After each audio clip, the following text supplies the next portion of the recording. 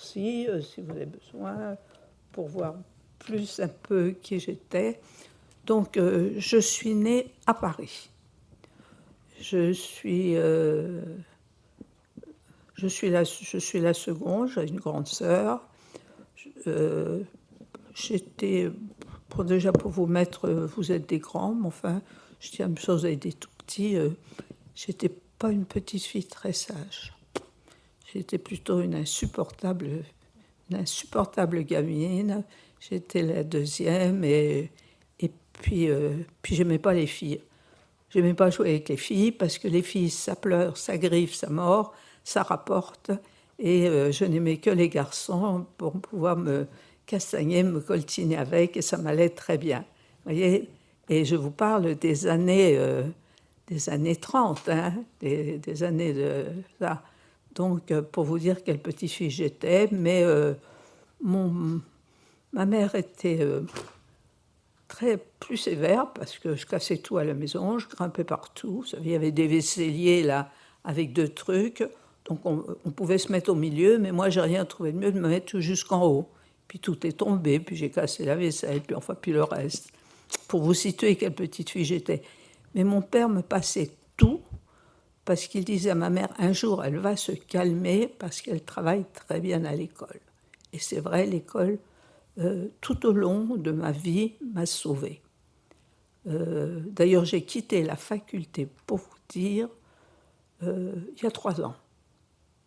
Alors, vous voyez, il n'y a pas longtemps, parce qu'on peut faire, il y a un auditeur libre, tout ce que l'on veut. Donc, la Sorbonne, j'ai quitté la Sorbonne il y a seulement 3 ans. Donc, voilà, déjà pour vous situer. J'ai été élevée dans une famille très française. Mon père a quitté la Pologne, il était du côté justement de polonais, mais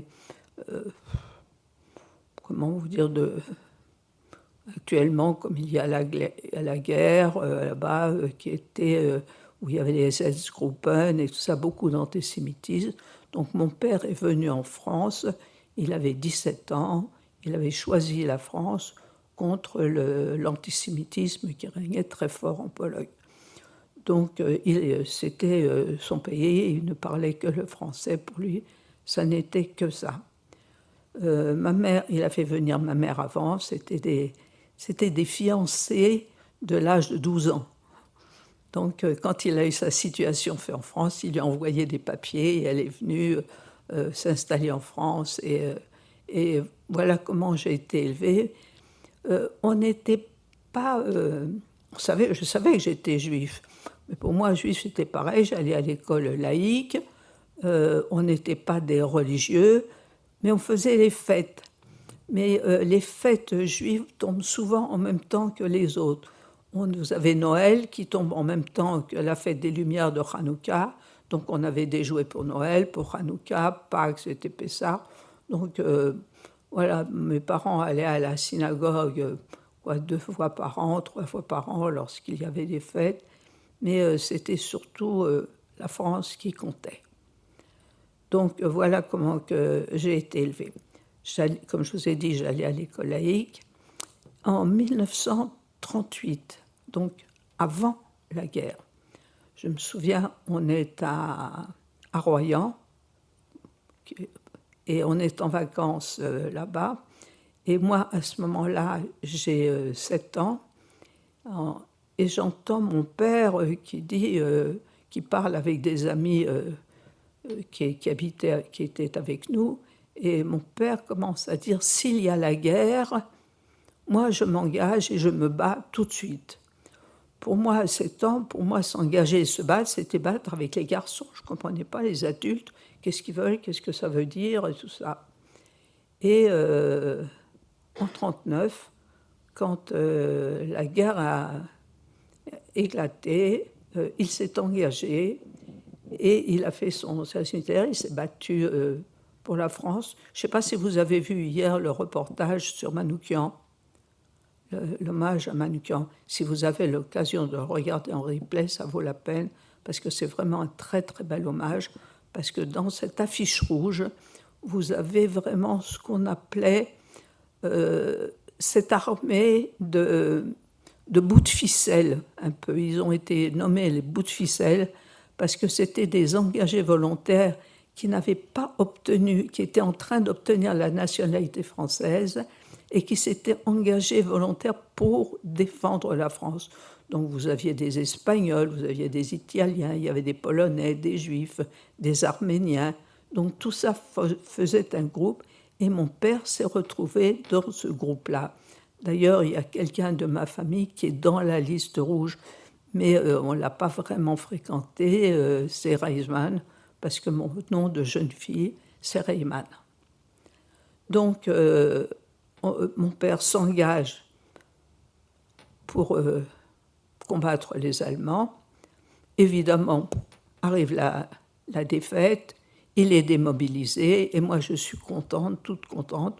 On me rend mon papa revient à la maison, il est en uniforme bleu, avec son calot sur la tête, ses bandes moletières, il me met son calot sur la tête, et je suis fière de lui parce qu'il s'est battu pour la France. Et là, je commence à comprendre qu'est-ce que c'est. Et puis tout de suite est arrivée les premières lois anti-juives, les premières lois raciales. C'est-à-dire que, c'est-à-dire une année passe où on vit à peu près bien encore jusqu'à ce qu'il y ait ces lois-là. Mes parents possédaient, avant la guerre, mon père était un fourreur. Il possédait des ateliers où il y avait du personnel, de fourrure et des choses comme ça. Et tout de suite est arrivé, je dis, ces lois de spoliation, de ségrégation et d'interdiction. C'est-à-dire que les Juifs n'avaient plus le droit d'être fonctionnaires, d'avoir des métiers libéraux, même l'artisanat. Tout était interdit pour les Juifs. Donc ça a été la première chose qui nous a été interdite d'avoir. On ne pouvait plus rien posséder. Donc le travail a été plus limité et est arrivée la deuxième, pour nous, la plus dure, c'est-à-dire la spoliation, c'est-à-dire de prendre les biens des Juifs et d'y mettre des administrateurs de biens. Donc là, j'ai les papiers, si vous voulez voir, où on a mis un administrateur de biens dans l'entreprise que mon père possédait. Donc là, on n'avait plus du tout de moyens de revenus, plus le droit de travailler, plus le droit d'aller dans les restaurants, les cinémas, les théâtres, enfin tout nous était interdit. Il y avait des lois, mais il y en a haut comme ça, et des lois absurdes. Je vais vous en citer une qui est particulièrement absurde. Les Juifs ont le droit de jouer à la loterie nationale.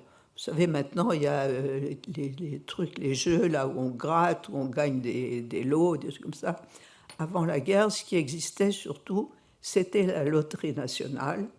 Alors, les Juifs ont le droit de jouer à la loterie nationale, mais s'ils gagnent un lot, ils n'ont pas le droit de le toucher. Voilà les lois qu'il y avait. Vous voyez, jusqu'où allait l'absurdité. Le cinéma nous était interdit. Moi, je me souviens, le jeudi, c'était le jeudi qu'on n'allait pas à l'école. J'allais voir Charlot, j'allais voir Tintin. Ça a été tout de suite interdit. Donc ça, c'était les premières lois. Mais j'en ai pas vraiment souffert parce que j'étais entourée d'une famille très, très chaleureuse. Jusqu'à 1941, où en 1941, il y a eu ce qu'on appelle des arrestations. Il y a eu des rafles. Vous avez vu ce que c'est que les rafles. Mais il y a eu, avant les rafles, 2 arrestations.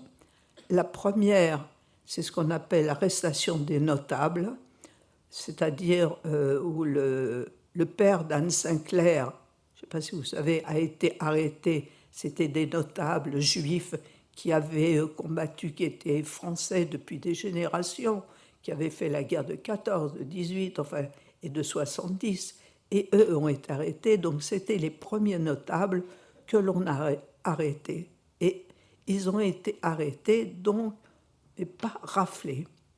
La deuxième arrestation, c'est ce qu'on appelle l'arrestation du billet vert. Je ne sais pas si vous en avez entendu parler. C'est un peu comme celle des notables, où on a reçu, et là mon père a fait malheureusement partie de cette arrestation, où on a reçu un petit billet vert, je ne me souviens pas plus grand que ça, où il y avait écrit présentez-vous au commissariat de l'arrondissement pour vérification d'identité. C'était bien fichu. Tout ça pour ne pas faire peur à la population, parce qu'ils s'étaient fait recenser. Les Juifs se faisaient recenser. Il y en a qui ne se sont pas fait recenser, et ceux-là ont échappé après aux rafles. Mais mon père étant tellement français, on lui a dit « il faut se faire recenser ». Il a été se faire recenser, il a eu sa carte d'identité, tampon juif et tout ça. Et ce billet vert, il y avait écrit « accompagné d'un adulte ».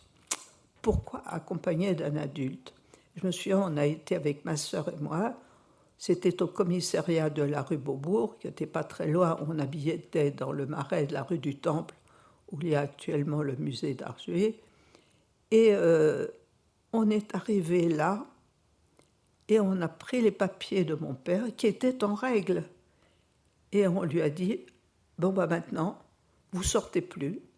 On a dit à ma mère, allez lui chercher des vêtements. Et c'était fini. Donc c'était, vous voyez, c'était pas une rafle, il y a été de bon cœur. Je me souviens, la veille, ma mère lui a dit, n'y va pas, on nous a déjà spoliés, on a mis un administrateur de biens, on n'a plus de quoi vivre, on n'a plus de quoi travailler, pourquoi tu veux aller te présenter au commissariat? Il dit, pourquoi j'irai pas, je suis français, les enfants sont français, et puis je suis en règle, donc j'y vais. Vous savez, ces femmes, elles ont une espèce de sixième sens. Ma mère a eu tout le temps ce sixième sens, et elle ne voulait pas qu'il y aille. Et lui, tellement confiant dans cette France, et il a dit, bah si, j'y vais, je suis en règle. Et j'ai 8 ans à ce moment-là, et j'entends mon père qui dit à ma mère, mais qu'est-ce que je risque? Je vous dis, les enfants sont français, et puis dans la France de Victor Hugo, de Voltaire, de Diderot, de Zola, moi à 8 ans, je ne sais pas qui c'est ces gens-là. Moi je suis persuadée que c'est des copains de mes parents. Et ça m'est revenu après, quand nous on a été raflés. J'ai dit à ma mère, tu veux pas aller le chercher, le Voltaire, le Diderot, que papa il a dit? Et ma mère m'a dit, mais qu'est-ce que tu racontes encore? Parce que ça, c'est resté dans ma tête. Voilà comment mon père, c'est les dernières paroles que j'ai entendues de mon père en disant, je risque rien dans la France de Diderot, de Voltaire, de Zola, de Rousseau. Voilà. Et il est parti de là, dans le camp de Pithiviers. Il y avait autour de Paris 3 camps d'internement, pas de camps d'extermination, hein, des camps d'internement. Le camp de Drancy, qui était une caserne militaire, je ne sais pas si vous y avez été, c'est pas très loin, le camp de Drancy, le camp de Pithiviers et celui de Bonne-la-Rolande, qui se trouve à 20 km l'un de l'autre, qui est dans le Loiret. Mon père a été désigné pour aller à Pithiviers, et il a été donc transféré à Pithiviers. Il est resté à Pithiviers jusqu'au début 1942. Mais mon père aurait pu se sauver du camp de Pithiviers, parce que dans le camp de Pithiviers, c'est une région agricole. Les agriculteurs qui habitaient autour avaient besoin de main-d'œuvre. Et pourquoi ils avaient besoin de main-d'œuvre? Parce que la jeunesse qui servait d'habitude dans leur famille des agriculteurs avait été réquisitionnée pour travailler en Allemagne. Je ne sais pas si vous avez entendu parler de ce qu'on appelle le STO, service du travail obligatoire.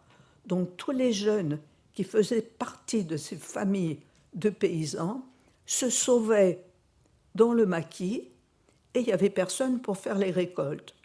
Donc les fermiers ont demandé aux gendarmes du camp de Pithiviers de leur donner des internés pour faire les récoltes. Mon père a été choisi et il est parti pour faire 3 semaines de récolte. Il s'est empressé d'écrire à ma mère, on a été le rejoindre et on a passé 3 semaines délicieuses, magnifiques, parce qu'on logeait dans les granges. Bon, le paysan, il ne voulait pas qu'on allume, il n'y avait pas de lumière, mais ni de lampe à acétylène parce qu'il avait peur des incendies, ce qui est vrai. Ma mère faisait des bougies avec de la graisse de suif et puis du coton. Bon, bref, mais on a été très heureux. Mais je me souviens, tous les soirs, aussitôt qu'on était endormi, on dormait sur la paille avec des grands sacs et on était très bien. J'entendais ma mère qui lui disait « Il faut se sauver, on peut se sauver, il faut aller en zone libre. » Il y avait la zone libre, il faut se sauver, on peut se sauver. Et mon père disait « Mais qu'est-ce que je risque? Regarde, je travaille, regarde les Français, nous traitent bien, je fais les récoltes. » Et puis ils ont dit que si on se sauvait, ils vont prendre des otages et ils vont les fusiller. Donc il dit, je ne veux pas. Je ne peux pas faire ça. Et il ne voulait pas. Et ma mère, tous les soirs, pleurait. Il est resté pendant 3 semaines. Et il est retourné après dans le camp. J'ai connu, après la guerre, il n'y a pas longtemps, il est décédé, un monsieur qui a été, comme mon père, travailler dans les récoltes et qui s'est sauvé et qui a survécu et qui n'a pas été déporté. Mon père, malheureusement, lui est retourné dans le camp. Et au mois de mai 1942, on a reçu un autre papier, parti en destination inconnue. Qu'est-ce que ça voulait dire, partir en destination inconnue? On s'est dit, bon, ils sont partis travailler en Allemagne, puisque les Allemands avaient besoin de main-d'œuvre pour travailler dans les usines chez IG Farben, enfin toutes les usines qu'il y avait en Allemagne où ils avaient besoin de matériel de guerre. On s'est dit, bon, les Français sont réquisitionnés, la jeunesse, pourquoi pas les Juifs? Donc on était persuadés. Nous, on était des enfants et je me souviens, on me demandait où il est ton papa? Pour moi, ça ne voulait rien dire, travailler en Allemagne. Et il y avait un bruit qui courait et tous les enfants, on a tous dit la même chose. Papa, il est parti à Pichipoy. Et on le retrouve dans tous les manuels, dans tous les témoignages, parce que Pichipoy, dans le langage juif yiddish, ça veut dire dans un trou perdu, n'importe où. Alors on disait, papa, il est parti à Pichipoy. Bon, ça a duré jusqu'au début 1942. C'est arrivé autre chose en 1942, c'est-à-dire l'obligation pour les enfants, à partir de 6 ans, de porter l'étoile jaune.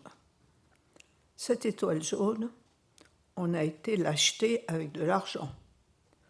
On l'a payée avec des tickets d'alimentation, parce qu'il y avait des tickets pour le pain, pour le lait, pour la viande, pour les vêtements. Et il a fallu donner des tickets de vêtements pour acheter ces horreurs. Et ma mère revient avec ça, et il y avait bien écrit que cette étoile doit être cousue sur le côté gauche, à petits points, que même un petit doigt d'enfant ne rentre pas entre les points, pour être sûr qu'on ne va pas les arracher. Et ma mère revient avec ça, et elle me met ça sur ma blouse que je vais aller à l'école. Puis je dis, non, moi je ne vais pas à l'école avec ça. Je vous avais dit que j'étais une bonne élève. C'était l'époque où on distribuait des tas de récompenses, on avait des billets de satisfaction, des médailles de mérite toutes les semaines. Donc j'avais toujours des tas de récompenses, mais je dis, ça, c'est pas une récompense. Moi, je ne vais pas à l'école avec ça. Et j'insiste, et j'y vais pas. Et maman dit, mais papa, il a dit, il faut être fier d'être français. On va, il faut la mettre. Sinon, on n'est pas dans les règles de la France. Je dis, non, moi, j'y vais pas.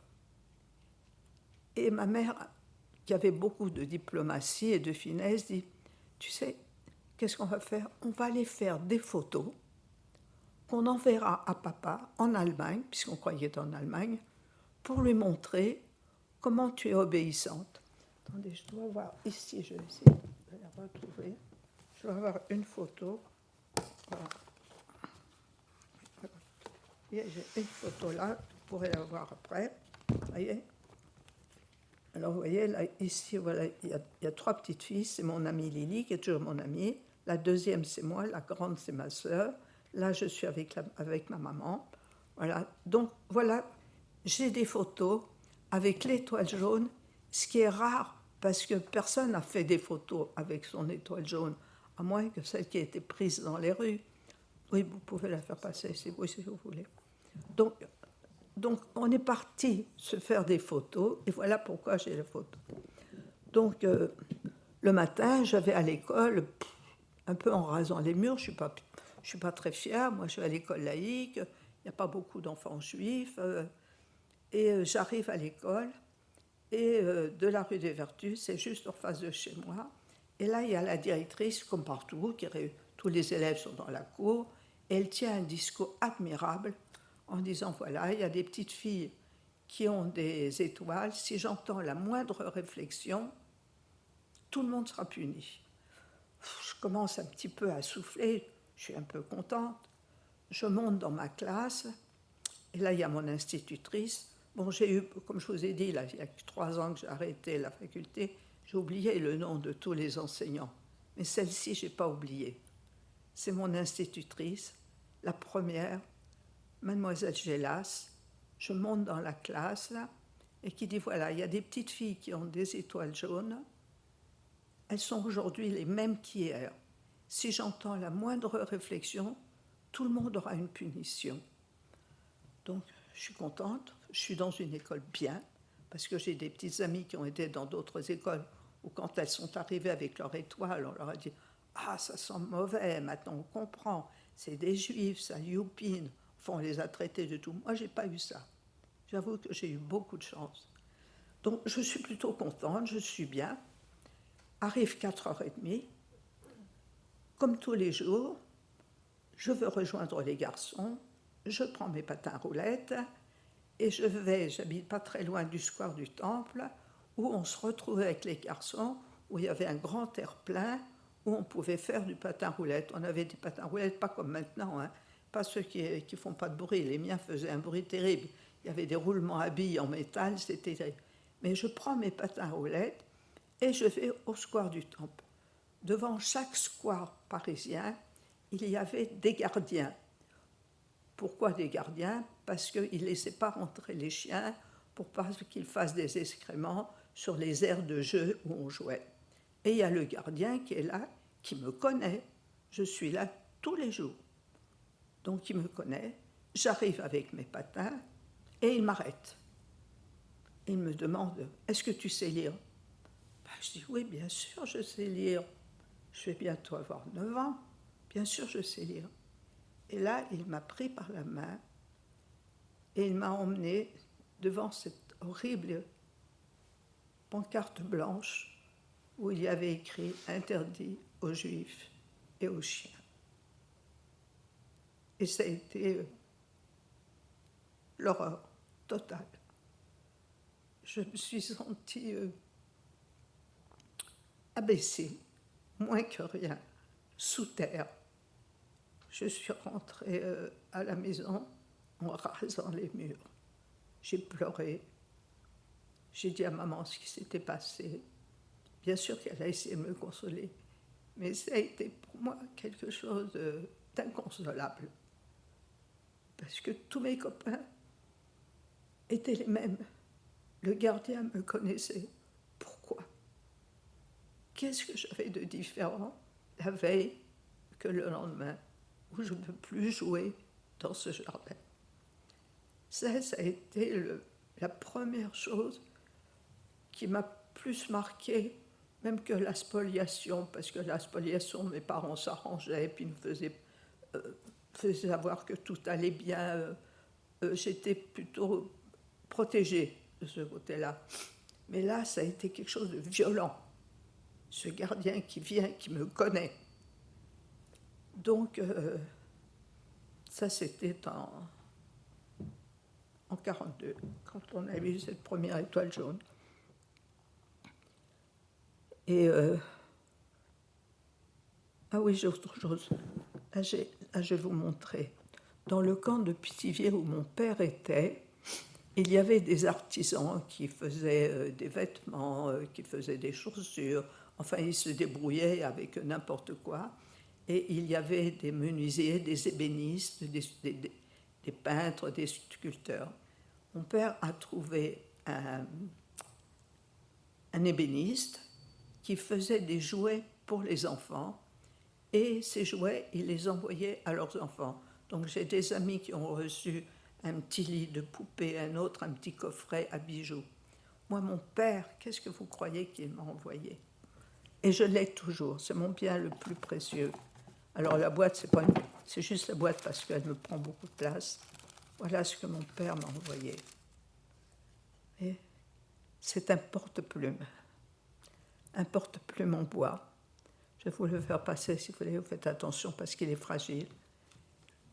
Dessus, il y a ma photo et sa photo.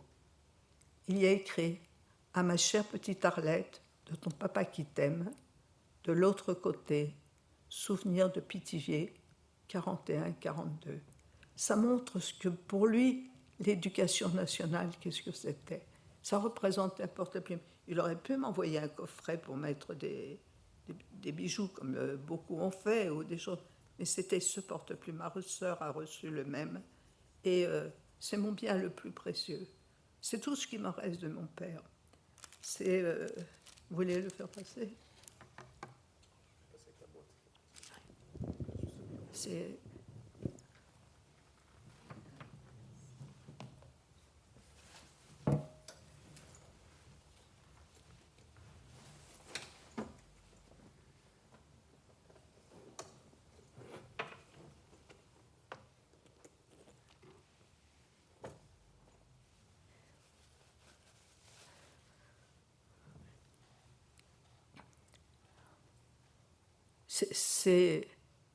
ça montrait bien ce que c'était pour lui que l'éducation nationale. Donc voilà ce qui est arrivé. Donc ça, c'est les premiers faits. Ce port de l'étoile jaune a été terrible. À partir de cette époque, on a commencé à vivre plutôt en vase clos. C'est-à-dire qu'on ne sortait déjà pas, puisqu'on n'avait pas le droit d'aucune sortie. J'avais ma petite amie Lily qui est sur la photo aussi. Ils habitaient juste en face. On se retrouvait chez les unes, chez les autres, et on ne sortait plus. Jusqu'à ce qui est arrivé le 16 juillet 1942. Le 16 juillet 1942, il est 6 heures du matin. On frappe à la porte. Ma mère demande qui est, on lui dit police. Elle va ouvrir. Et là, il y a 2 policiers. Je n'ai jamais vu d'Allemands, hein, ni au camp, ni là. Elle voit 2 policiers qui ont une liste à la main et qui lui disent ben voilà, on vient arrêter votre mari, Abraham Reimann. Et ma mère, qui est cette femme qui a l'habitude d'avoir du personnel sous ses ordres, qui sait garder son sac sous contrôle, commence à s'énerver. Elle dit mais il est déjà parti. Il est parti en destination inconnue et je ne sais pas où. Et eux, sans se démonter, ils disent c'est pas grave, c'est vous et vos enfants. Et ils commencent à situer, à dire le nom de ma sœur, Madeleine, moi, Arlette, et puis elle, Malka. Et je vois ma mère qui a ce sac, qui ne veut pas se laisser arrêter et qui s'est battue avec elle. Elle a fait dans l'immeuble un scandale pas possible. Tout ce qu'elle a trouvé, les tabourets, la vaisselle, tout y est passé. Elle ne voulait pas se faire arrêter. Elle dit non, il est parti, il a cru en vous, vous voulez moi m'arrêter, vous ne m'arrêterez pas. Elle s'est battue comme une lionne. Ils sont arrivés en renfort. Bien sûr, ça ne servait à rien du tout. Ils n'avaient qu'une chose en tête à nous dire, dépêchez-vous, dépêchez-vous, prenez quelques vêtements et de la nourriture pour quelques jours. Mais quelle nourriture?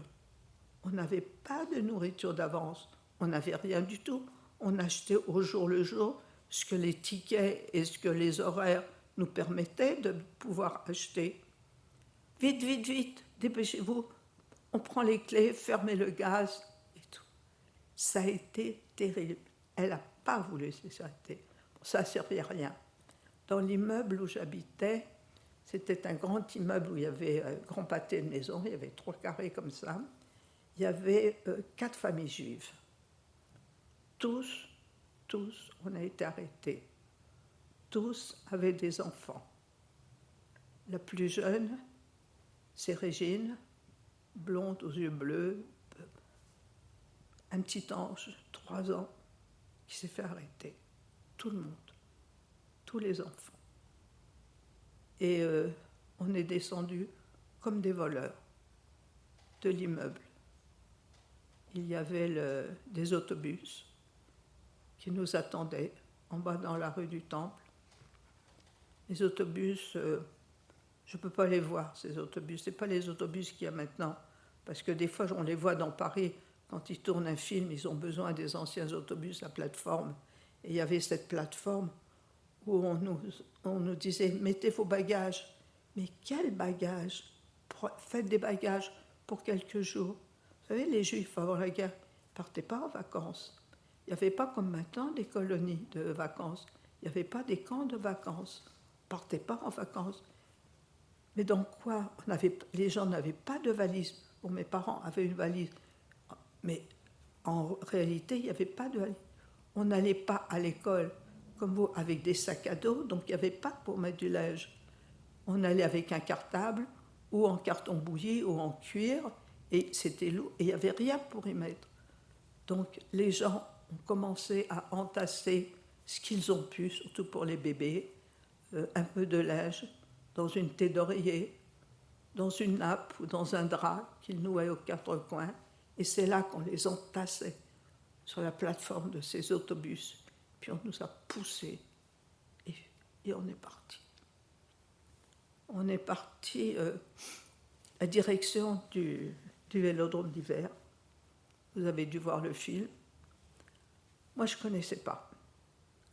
Mes parents, il faut dire la vérité, n'étaient pas des sportifs parce que le Vélodrome d'hiver, c'était un espace un peu comme maintenant le stade de Bercy, où il y avait des manifestations de boxe, de catch, de vélo, ou de politique. Mes parents, pas du tout. On allait plutôt, je me souviens avoir été à l'Opéra Comique au Châtelet, écouter de la musique. C'était plutôt ça chez mes parents. Et ça, je ne connaissais pas. C'est à côté de la Tour Eiffel. On est parti dans ces horribles autobus qui nous ont amenés dans ce Vélodrome d'hiver. Vous dire ce qu'était le Vélodrome d'hiver, vous êtes des grands, vous allez apprendre, vous savez ce que c'est que d'être... C'était dantesque. C'était l'enfer de Dante. On est au mois de juillet. Il n'y a pas d'eau. L'eau a été coupée. Il fait chaud. On déverse là des femmes, des enfants, des vieillards, des grabataires, des gens qui sortent de l'hôpital, des infirmes, de tout. C'était vraiment l'enfer de Dante. Il y a des cris, il y a des pleurs, il y a des bébés, il y a de tout. C'était abominable ce qu'ils ont pu faire dans ce Vélodrome d'hiver. Il y a eu une infirmière que j'ai revue après la guerre, qui, elle, est venue travailler dans le Vélodrome d'hiver. On lui a dit, quand tu ressors, surtout, ne dis pas ce que tu as vu à l'intérieur. C'était innommable. Laisser comme ça des gens sans eau. Ils avaient fermé les water, soi-disant qu'il n'y avait pas de water, il n'y avait pas d'eau, parce que l'hiver précédent, il avait été très froid, il avait gelé, donc ils ont fermé l'eau. Enfin bref, on n'avait pas d'eau. Mais il y en avait de l'eau, puisque des pompiers, après, sont arrivés pour ouvrir des vannes. mais il n'y avait pas d'eau, et il fait chaud, il fait lourd, et on n'a pas à boire, on n'a rien du tout. Je me souviens, un fait dans ce vélodrome d'hiver, où à un moment, je dis à ma mère, comme tous les enfants, j'ai envie d'aller aux toilettes, je vais faire pipi. Elle me dit, écoute, moi je reste là, on s'était assis, on était arrivés les premiers sur les gradins en béton, les trucs en béton, on était assis en bas, et elle me dit, écoute, les water, il doit y en avoir là-haut, va avec Lazare, le petit voisin qui avait déjà 11 ans, qui était plus âgé, et tu vas trouver ça là-haut. Donc Lazare me prend la main, et on monte, et il y a cette odeur. Vous savez, quand j'ai vu le film la première fois, La Rafle, je me souviens, c'était aux Champs-Élysées. Il y avait M. Jacques Chirac, c'était la première fois qu'il sortait. Il y avait M. Jacques Chirac, il y avait Serge Klarsfeld, celui qui fait la chasse aux nazis. Et puis, on était 3 ou 4 encore survivants du Vélodrome d'hiver. Et j'ai mon mari à côté de moi, qui lui a eu un passé encore plus pire que moi, qui est décédé malheureusement, puis qui me manque. Et je dis à mon mari à côté de moi, tu sais Charles, ça sent mauvais. Je dis, écoute, arrête, ça sent pas mauvais, on est aux Champs-Élysées, on est dans un grand cinéma, ça sent bon. Je dis, Charles, ça sent mauvais. Je sentais l'odeur du Vélodrome d'hiver. C'était quelque chose de terrible. Parce que lorsque Lazare m'a pris par la main pour aller aux toilettes là-haut, plus on montait, plus je sentais cette odeur, puisqu'il n'y avait pas de toilette. On arrive en haut, qu'est-ce qu'on voit en haut? Il y a le mur, il n'y a rien. Mais les gens ont envie, donc ils se cachent pudiquement derrière un manteau ou derrière une nappe, et ils font leurs besoins sur ce mur. Mais il y a de l'urine, et ça coule sur les marches. Puis il y a autre chose que moi, à bientôt 9 ans, je ne sais pas du tout ce que c'est, que je ne comprends pas. C'est que cette urine est mélangée avec du sang. Et moi, je ne sais pas ce que c'est que d'être indisposé. Je ne sais pas ce que c'est que les règles. Moi, je suis persuadée qu'on tue tout le monde. Et je me mets à hurler. On tue tout le monde. Il y a du sang partout. Je vois du coton, je vois du sang partout, et qui descend comme ça. Et cette odeur d'excréments et de sang, c'était horrible. Bien sûr, j'ai fait dans ma culotte, je me souviens, maman m'a pris dans ses bras, m'a changé. Puis elle a essayé de m'expliquer en me disant, tu sais, plus tard, mais non, on ne tue pas les gens, plus tard ce sang fera de toi une jeune femme. Moi, je ne comprends rien du tout. On ne m'a jamais expliqué, je n'ai pas de grande sœur qui peut m'expliquer, j'ai une grande sœur qui a 15 mois de plus que moi, qui ne connaît rien non plus. Puis je ne connais rien. Je suis persuadée qu'on tue. Et je dis, maman, on tue les gens, il y a du sang partout. Elle me prend dans ses bras et elle me calme comme elle peut. Vraiment, elle a fait ce qu'elle a pu. C'était une mère courage.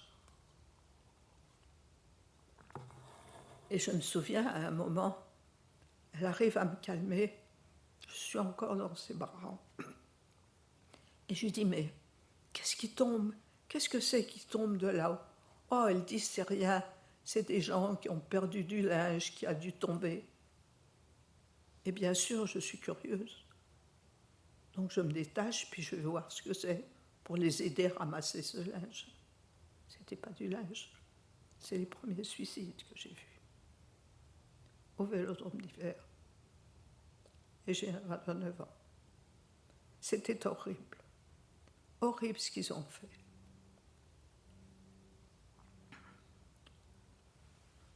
Bon. On y est resté pratiquement, je pense, jusqu'à la fin, parce que dans ce Vélodrome d'hiver, puis il y avait autre chose quand même. Vous savez, les enfants ont une telle force. surtout les plus petits, vers 7 ans, 6 ans. Ils ont une telle force. Je me souviens que sur cette piste cyclable, les enfants jouaient. Les enfants se sont mis à jouer. Et vous savez, dans le camp, quand après je suis allée dans le camp de Mont-la-Rolande, vous savez qu'on a joué aussi. Vous savez à quoi on jouait? À la rafle. On a reproduit. On reproduisait ce que les adultes nous avaient fait. Moi, je faisais partie des tout petits. On me disait, bon, allez, je viens, je te rafle et je t'emmène. Et je me souviens, au Vélodrome d'hiver, ces enfants qui jouaient sur cette piste cyclable. Il y avait les micros qui criaient, des enfants qui se perdaient, jusqu'à ce qu'ils ont fait... il y avait des listes, et on entendait les noms, des prénoms. Quand on entendait notre nom, on descendait, et on a entendu notre nom. Avec maman, on est descendu, et il y avait retour ces horribles autobus qui nous attendaient. Et on est monté dedans, et direction la gare d'Austerlitz. Vous savez, j'ai dit j'étais intrépide avant. J'étais plus intrépide après. J'ai tout fait. Je sais conduire un avion, je sais faire du deltaplane à ski, je sais tout faire. Je suis vraiment une intrépide. Mais gare d'Austerlitz, je ne peux pas rentrer. Je ne peux pas y rentrer. Parce qu'il fait chaud ce jour-là. Le 16 juillet, quand on a été arrêté, il faisait chaud, mais c'était une journée où il y a encore, vous savez, des fois en été, il y a une espèce de petit grain qui pleut un tout petit peu, comme si le ciel pleurait en fait avec nous. Mais là, on arrive gare d'Austerlitz, il fait très chaud. Ils avaient vidé la gare d'Austerlitz de passagers. Il n'y avait que ce qui avait été raflé et les wagons à bestiaux. Je vois que ces wagons à bestiaux. Et on est là. Et on a soif. Et on a faim. Et on n'a pas à boire. On n'a rien du tout. Et je vois ces wagons. C'était... Je ne sais pas comment vous expliquer. Il faut vraiment avoir de l'imagination pour voir, je me souviens, ce silence qu'il y avait. Puis en même temps, il y avait ces mamans qui pleuraient.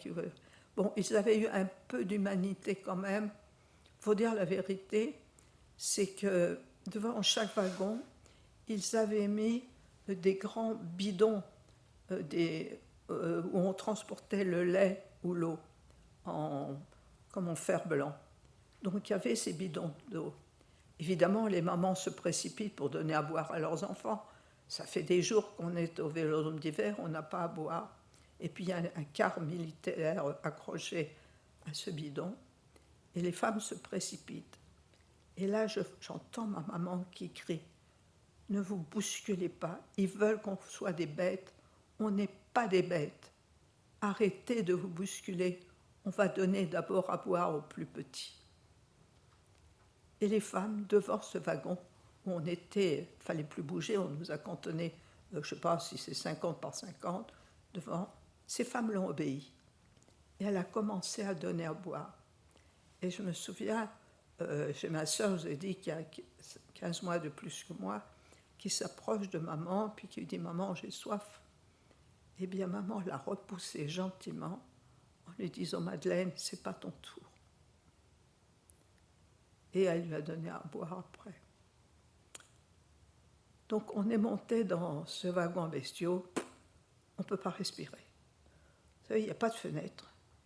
Il y a juste, je ne sais pas si vous avez été à Drancy, il y a juste cet wagon à bestiaux où il y a une espèce de soupirail grand comme ça, en rectangle, à la hauteur des naseaux des chevaux. Mais ce n'est pas fait pour les enfants, c'est pas fait pour des grands, c'est fait pour des grands, pour des adultes, pas pour des petits, on n'a pas où respirer, et on est serré dedans. Ils en mettent un maximum dans ces wagons bestiaux. Et j'entends maman qui crie « Prenez un enfant dans les bras, tournez et faites-le respirer ». Et je me souviens avoir été soulevée plusieurs fois pour pouvoir respirer.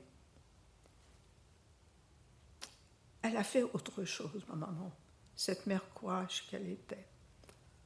Dans ce train en partance, elle a décidé d'envoyer un petit mot à des voisins non juifs, comme quoi on a été arrêté arbitrairement, qu'on n'avait pas à être arrêté, qu'on est français, qu'elle a des papiers, qu'elle a un Ausweis, qu'elle avait tout ce qu'il fallait.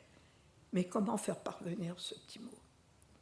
Donc, je la vois, elle trouve un papier dans son sac, sur mon dos, elle l'écrit, et puis elle le roule comme une cigarette.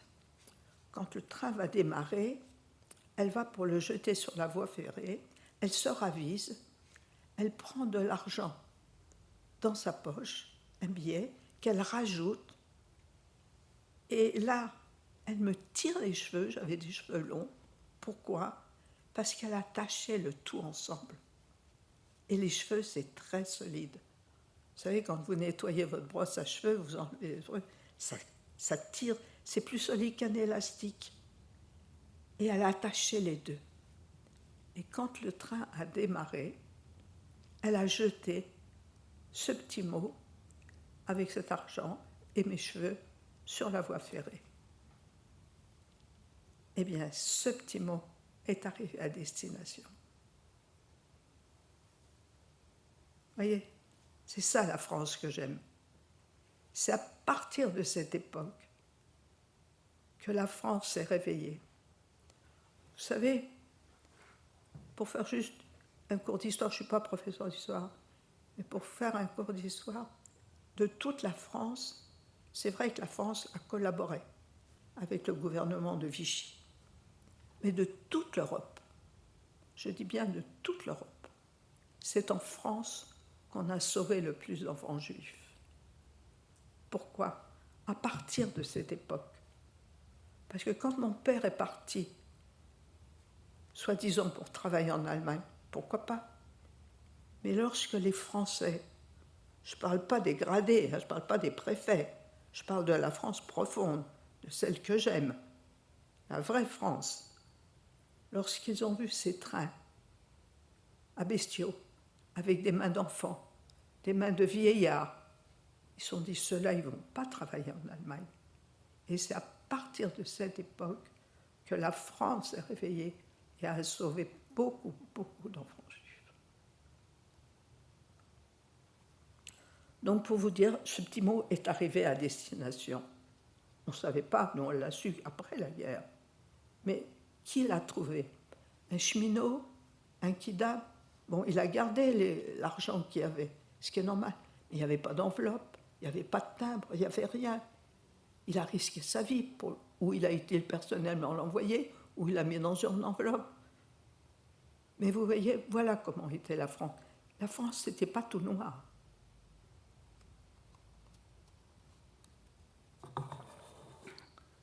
Donc nous, on est arrivés dans le camp de Bonne-la-Rolande. Vous dire ce que c'était que le camp de Bonne-la-Rolande, comme tous les camps. Il y avait 2 rangées de baraques avec des chalits, c'est-à-dire, ce n'était pas des lits, c'était des planches superposées, 3 niveaux. Et là, ça recommence, les mamans, il y en a qui veulent être en haut, il y en a qui veulent être en bas. Il n'y avait pas de place qui était bien. En haut, il faisait très chaud. Mais en bas, on n'était pas mieux, parce que les mamans, elles n'avaient pas de change pour les bébés. Les bébés faisaient pipi, et ça tombait sur nous, en dessous. Il n'y avait pas comme maintenant des changes de cellulose. Les mamans, elles avaient 2-3 changes qu'elles avaient pris avant d'être raflées, qui ont été vite souillées au vélodrome d'hiver, et puis il n'y avait pas. Donc voilà comment on était dans le dans le camp de Bonne-la-Rolande. Mais ma mère, elle n'a pas perdu ses moyens.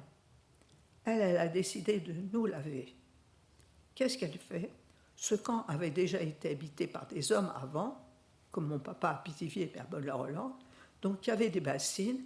Elle trouve une bassine, elle met de l'eau, elle dit c'est l'été, ça va chauffer, je vais laver les enfants.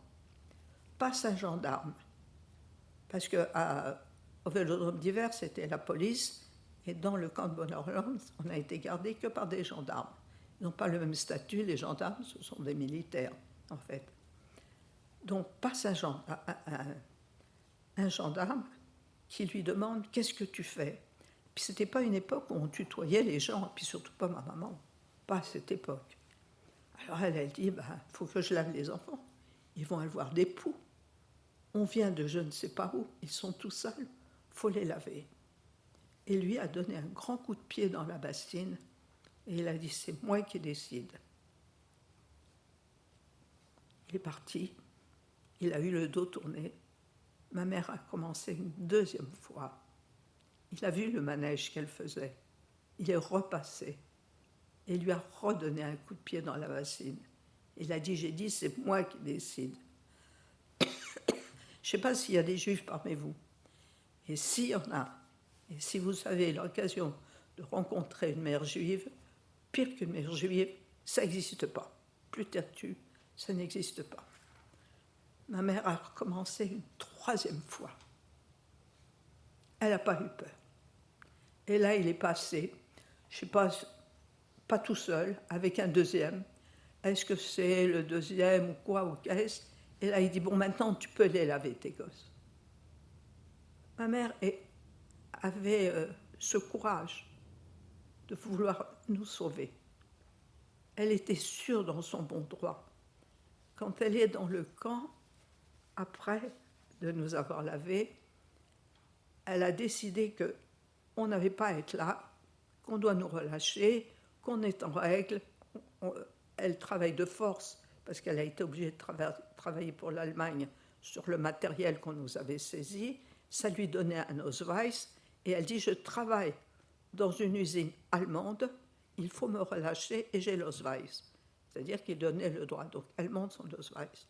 Eux ne veulent rien savoir. Et ils ont besoin à ce moment-là d'interprètes qui parlent l'allemand. Les Français ne parlaient pas beaucoup l'allemand à cette époque. Ils venaient d'avoir la guerre de 14-18 et 70. Ce n'était pas une langue qui était en odeur de sainteté. Donc les Français ne parlaient pas beaucoup l'allemand. Ma mère parle l'allemand et ils ont besoin d'interprètes. Donc ma mère, elle dit, bon, que j'aille déjà voir, que je fasse quelque chose, parce qu'elle a décidé de faire quelque chose. Donc elle s'engage, elle dit, bon, je parle allemand, je peux vous aider. Donc elle parle un allemand qui est un peu en yiddish, qui ressemble aux deux, donc elle se débrouille très bien. Et elle va dans les bureaux, et en faisant valoir toujours ce droit qu'elle a d'être lâchée avec ses Ausweis, et elle remarque qu'ils ont fait des listes. Il y a des listes de femmes et des listes d'enfants. Donc elle revient dans la baraque et elle dit « ça ne va pas du tout. D'où j'arrive, dans les bureaux, il y a deux listes, une avec les femmes, une avec les enfants. On va séparer les mères des enfants. » Et là, je me souviens, toutes les femmes lui sont tombées dessus, lui disaient « mais tu es folle, Marie-Marc, mais tu es folle, jamais, jamais les Français vont séparer les mamans des enfants, ça n'existe pas. » Et ma mère le sentait, et ça a été comme ça. Ils ont arraché les mamans, les enfants, ils les ont arrachés, la veille que nous on parle. Et ma mère dit « écoutez-moi, il faut que je dise, il faut que je fasse quelque chose. Donnez-moi des enfants, je dirais c'est mes neveux et mes nièces, si j'arrive à faire quelque chose, je les sauverai. » Personne, aucune maman a voulu donner ses enfants. Les enfants étaient une protection, elles étaient persuadées que ça va les sauver. Et ma mère retourne dans le bureau des gendarmes, et là, elle leur montre, comment vous dire, un mensonge, un bateau, mais grand comme une maison. Vous savez, quand on monte un mensonge, il faut que ça marche ou que ça ne marche pas. Et elle commence à inventer un truc en disant, voilà, vous nous avez enlevé du matériel, vous nous avez spoliés, vous voyez, j'ai les papiers, mais j'en ai caché. Si vous me relâchez avec les enfants, ben je vous dirai où c'est.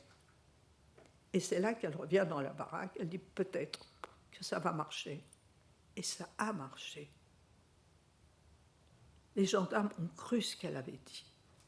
Donc ils sont revenus quelques jours après, dans la baraque, avec un papier, en nous appelant Madeleine, Arlette et puis Marie. Voilà, et il y avait écrit un tampon, libéré, tampon juif utile. On devient utile parce que maman a caché ce matériel et que maman a ce matériel que l'armée allemande, française a besoin pour les Allemands. Et elle dit, donnez-moi ces enfants. Et là, on n'a pas voulu lui donner. Donc nous, on sort du camp de Bonne-la-Rolande, encadré par 2 gendarmes. On arrive dans la gare de Bonne-la-Rolande, et la gare de Bonne-la-Rolande, là, il n'y a pas de wagons bestiaux. Il y a un train, tout ce qu'il y a de normal. Et là, ma mère commence à souffler. Elle dit, on sort. Et qu'on sorte déjà de ce camp. Et on nous met dans ce train. Vous savez, les trains ne sont pas comme ils sont maintenant. Maintenant, vous avez un train, vous montez à la queue, vous pouvez le traverser et aller jusqu'au bout du wagon. À ce moment-là, non, il y avait des grands wagons avec des petits compartiments où on montait, on pouvait être 4 ou 5, je ne sais plus quoi. Il y avait une porte palière qui s'ouvrait ou qui descendait sur la voie ferrée ou sur les quais de la gare. Donc, on nous met dans ce train, dans ce wagon, et c'est pas un train de marchandises. Donc, c'est un deuxième miracle pour ma mère. Et le troisième miracle c'est qu'on lui dit à ma mère, ben voilà, lorsque vous aurez rendu tout le matériel, on vous rendra vos papiers lorsque vous arriverez à Paris. Il claque les portes et il ne monte pas avec nous. Et on est toutes les 3 dans ce wagon. Pas de gendarmes, pas de policiers, rien du tout. Le train démarre. Bonne-la-Rolande, Paris, c'est pas très loin. Mais comme c'était un train de passagers, on n'avait pas priorité. Donc on nous met souvent sous des voies de garage parce qu'il y a les trains avec le matériel d'allemand qui a priorité. Donc on nous met sous des voies de garage, on attend et tout ça. Et là, ma mère a une autre idée de génie. Elle dit, voilà, quand on sera sur la prochaine voie de garage, lorsque le train va s'arrêter, vous allez sortir toutes les 2. Vous allez vous accrocher, vous savez, les wagons étaient reliés par des gros plots en acier les uns aux autres. Vous allez vous accrocher, les roues sont très hautes, vous couchez en dessous des rails et je vous récupérerai après. Et moi, toute téméraire que j'ai eu une panique bleue. J'ai eu une peur terrible. Maman dit qu'il faut qu'on se mette sous le train. On va mourir. C'est sûr, le train va nous écraser. Ça, c'est sûr. Elle est folle, maman. Et cette espèce de trou noir qui m'est resté, c'est ma sœur qui m'a dit, oui, tu l'as fait. On est sortis. Et maman nous a récupérés, comme elle avait dit. On est rentré à pied à Paris, sans papier, sans rien du tout. En rentrant à Paris, bon, après c'est une autre histoire encore, parce que une fois qu'on est rentré à Paris, on n'avait pas de papier, on n'avait rien. Elle a été dans le quartier où on habitait, rue de Temple. Elle s'est cachée chez des voisins qui n'étaient pas juifs, en espérant et en essayant de nous trouver une planque, une cachette pour nous cacher. Donc, elle a contacté ce qu'elle a appelé, elle, plus tard, la filière des facteurs. Qu'est-ce que c'était la filière des facteurs de ma mère? C'est-à-dire que les petits Parisiens, avant la guerre, comme je dis, on n'allait pas en vacances. Mais les petits Parisiens qui avaient mauvaise mine, on les envoyait dans les fermes aux alentours, et dans les fermes, ben, ils écrivaient des cartes postales aux parents. Donc les facteurs connaissaient les fermes. Donc ma mère a trouvé un des facteurs qui lui a dit « Oui, je connais une famille qui veut bien prendre vos 2 petites filles. » Et on a vu, je me souviens, une femme, pas très grande, nous prendre par la main, ma sœur et moi, et nous emmener en Touraine, à Vendôme. C'est vrai, je suis née à Paris, je vous ai dit. Mais non, je suis née en Touraine. Je suis née là-bas.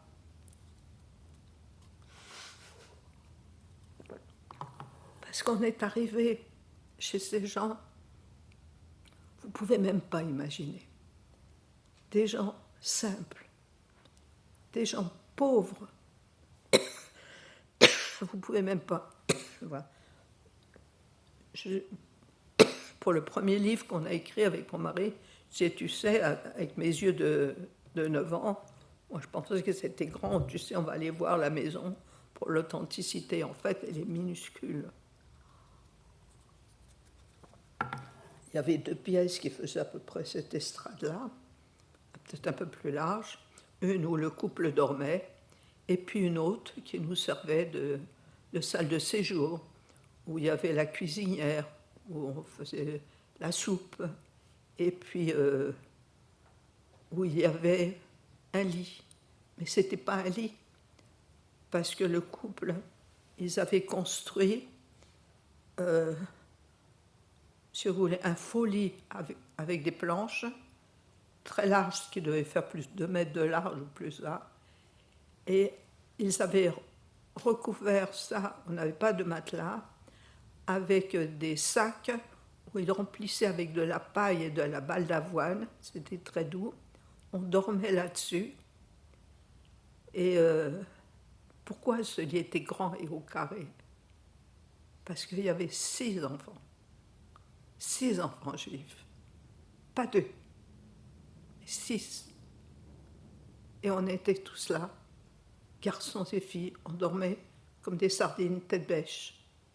On a été, comment vous dire, chouchoutés, gâtés.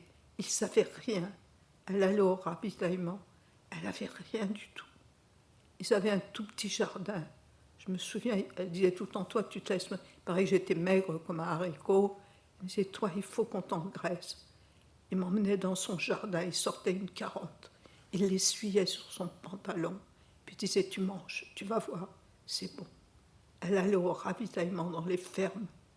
Je me souviens une fois, elle m'a même emmenée sur son porte-bagages en me disant, toi, il faut que tu grossisses, c'est pas possible. En fait, je vais t'emmener dans la ferme. Et elle m'emmène dans une ferme où elle arrivait à avoir des œufs et du beurre. Elle me dit, écoute, on va arriver, tu vas voir la fermière, elle fait du beurre. C'est une baratte, c'est comme un grand tonneau. Elle met le lait, elle tourne, et il y a du beurre dedans. Et pendant que j'irai chercher les œufs, tu pourras manger du beurre combien tu veux. Tu mets ta main dans la baratte. Moi, j'aimais le beurre, et j'ai mangé du beurre. J'ai mangé du beurre toute la journée. Elle est revenue. On a repris vélo. J'ai été malade tout le long de retour. J'ai tout vomi. Mais j'ai mangé du beurre. C'est parti d'un bon sentiment. Qu'est-ce que j'ai été malade après. Mais elle voulait... Ils ont tout fait. On a été, comment vous dire, élevés comme des pirates. On vivait sans papier. On allait à l'église. Je peux vous chanter tout le Salut Regina en latin. Je connais toutes les messes en latin. J'ai fait l'ange dans la crèche, parce que j'étais petite, j'étais blonde, j'étais menue, donc on m'a pris pour faire l'ange dans la crèche. J'ai été très heureuse avec eux. Je me souviens, on allait au patronage. Vous savez ce que c'est que le patronage? Ceux qui préparent la communion, c'est pour préparer la communion solennelle, la communion privée. Donc j'allais au patronage et je me souviens, je n'étais pas avec ma sœur parce que j'étais plus jeune, c'était un autre groupe. Et un jour, le prêtre, il vient me chercher, puis il me dit, Arlette, est-ce que tu aimes les fraises? Je dis, oui, mon père, bien sûr que j'aime les fraises. Et il m'a dit, viens avec moi. Et il m'emmène dans son petit jardin de cure, où il y avait un jardin qui faisait 2 fois cette estrade. Et il y avait des fraises. Et il me dit, et tu manges des fraises? Et je lui dis, et les autres? Il me dit, ne parle pas. Bon, le prêtre me dit, manger des fraises, moi je mange des fraises. Le soir, je rentre chez ma mère nourricière, chez la Jeanne. Elle s'appelait Jeanne, lui il s'appelait Jean. Chez la Jeanne, puis je dis, vous savez la Jeanne, eh bien aujourd'hui, le père il m'a emmené dans son jardin, j'ai mangé des fraises toute la journée. Et elle me dit, comme d'habitude, tu as dû faire que des conneries. parce que les gros mots, ça, je les connaissais, elle m'avait tout appris. Là-bas, on en a appris, je peux vous en apprendre des gros mots. Et je dis non, j'ai été sage. Et c'est vrai, j'avais été sage ce jour-là. Le lendemain, je la vois encore comme si c'était hier.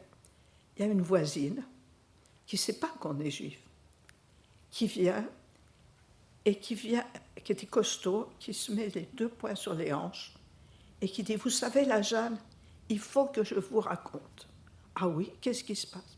Figurez-vous que hier, il y a eu une descente de la Gestapo chez notre brave curé, soi-disant, figurez-vous, qu'il cache des enfants juifs.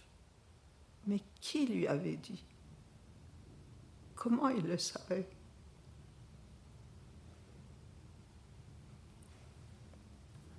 Voilà la belle France. Je ne peux pas dire que j'ai été malheureuse là-bas. J'ai été très heureuse. Je vous dis, pour moi, ça a été une résurrection. Je suis née là-bas, en fait, parce qu'on vivait sans papier, sans rien du tout, et on ne nous demandait rien. On habitait, d'ailleurs, pour l'authenticité du livre, je disais à mon mari, tu sais, on habitait en face de la Feldkommandantur ou de la Feldgendarmerie, il y avait toujours plein d'Allemands. Et on se renseigne, on va voir pour le livre, et je renseigne chez tous les voisins, on me dit non. Je dis, je t'assure, moi je me souviens, à l'âge de 9 ans, 10 ans, je me souviens qu'il y avait plein d'Allemands qui rentraient dans cette maison, c'était juste en face. On va jusqu'au cadastre et on retrouve cette maison sur le cadastre à la mairie de Vendôme. En fait, c'était une maison de loisirs, une maison de passe, où les Allemands rencontraient des filles, s'amusaient, et qui existait, et tout de suite, et j'ai même des photos chez Madame Angèle, juste en face, les Allemands étaient là. Pourquoi ça m'a frappée? Parce que comme j'étais insupportable et que j'écoutais rien, je jouais toujours dehors, et la Jeanne ne voulait pas, elle me disait, fais attention, il y a plein d'Allemands. Et les Allemands, il y en a un qui passait, qui a vu une petite fille blonde, petite, il disait une petite Mädchen, ça veut dire en allemand une petite fille comme ça, il l'avait laissée en Allemagne. Un jour, il est parti en permission, il m'a même rapporté une poupée, s'il avait su que c'est pour une enfant juive. Mais la Jeanne, elle avait très peur. Elle m'a dit, ne sors pas. Un jour, il va arriver quelque chose, il ne faut pas que tu sortes. Il y a trop d'Allemands dans la rue qui passent, même s'ils sont éméchés, même s'ils boivent un coup, ne sors pas, je ne veux pas que tu sors. Évidemment, mon caractère faisant que j'écoutais pas, que je sortais quand même. Moi, l'Allemand, il ne me faisait pas peur, il me prenait dans ses bras, il m'apportait des bonbons, ça allait très bien. Mais un jour, il est arrivé ce qui devait arriver. Il m'a pris dans ses bras et il m'emmène dans cette maison. Et là, il y a plein d'Allemands. Et moi, je suis là dans ses bras. Il n'y a que des adultes. Et qu'est-ce qu'on demande à une petite fille? Comment tu t'appelles? Je m'appelle Arlette. Mais Arlette comment? Et là, j'ai bientôt 10 ans. J'ai 9 ans, oui, presque 10 ans. Et je sais que je ne peux pas dire mon nom. Je porte un nom typiquement juif. Reimann, qui en allemand veut dire Reinemann, homme propre.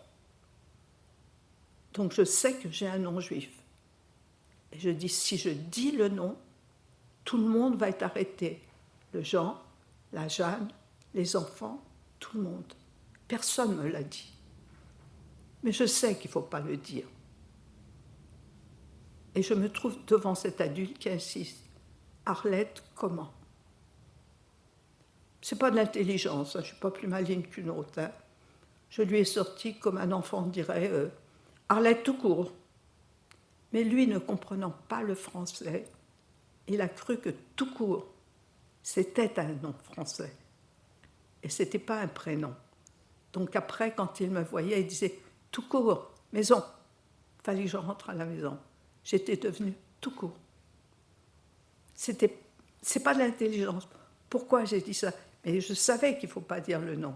savez, il y a des choses qu'on sait, même si on a 9 ans, on a tellement subi, on a tellement vu de choses que ça vous vient comme ça. C'est pas de l'intelligence. Je sais pas pourquoi j'ai dit ça.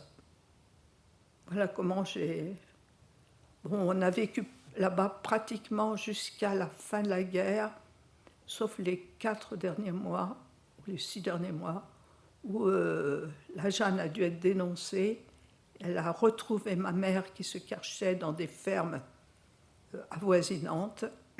Et ma mère avait gardé cet accent qu'elle avait d'Europe centrale. Et on avait peur qu'elle se fasse remarquer comme juive. En fait, elle s'était fait passer pour alsacienne. Et puis les Français, les Alsaciens, ça passait haut la main parce que l'Alsace avait été prise par l'Allemagne et avec les guerres successives. Donc une Alsacienne, c'est que du pain béni. En plus, elle était très bonne cuisinière, bonne couturière. Donc on disait l'Alsacienne, pour les communions, elle fait des brioches comme des nattes. Qu'est-ce que c'était? C'est les chalotes que nous faisons le Shabbat. Elle faisait, et elle fait, et ça c'était vraiment que ma mère qui pouvait faire ça.